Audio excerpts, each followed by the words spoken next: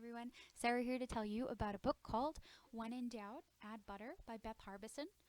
This book was published in 2012 and it is 423 pages of chick lit and romance. I liked this book because it was a very quick read and I love Beth Harbison's humor, and overall the plot was very cute. The novel follows Gemma Craig, a 37-year-old private chef who is single and living in Washington, D.C. She's had some heartache in her early life. She lost her father when she was very young. She had an unplanned pregnancy when she was 18 and gave up the baby for adoption. And she lost her mother in her early 20s to a heart attack. And she also hasn't had great luck with romance and relationships in general, and was even scared off of the idea of marriage from her school teacher, who gave her a phony fortune-telling reading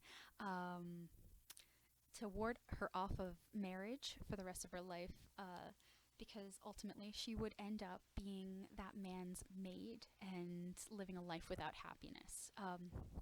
And Gemma took this to heart for the rest of her dating life, even when she found out that her school teacher was actually suffering from her own failed marriage and was very bitter at the time. And she wanted to separate herself from these potential heartaches.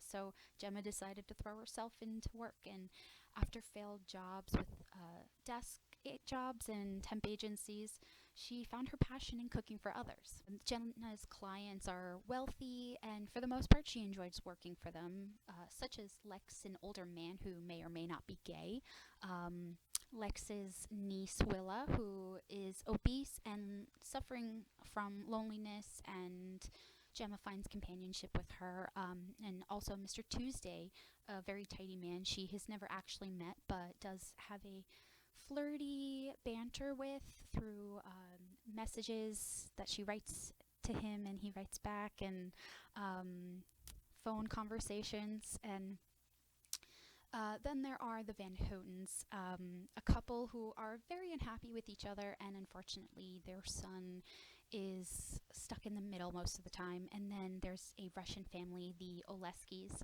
who Jem is convinced is running a mob operation, and a string of bad luck with other previous clients that she had to deal with throughout this novel. And these characters are mostly entertaining, and there are events where emotional and domestic abuse are a theme, so do watch out for that.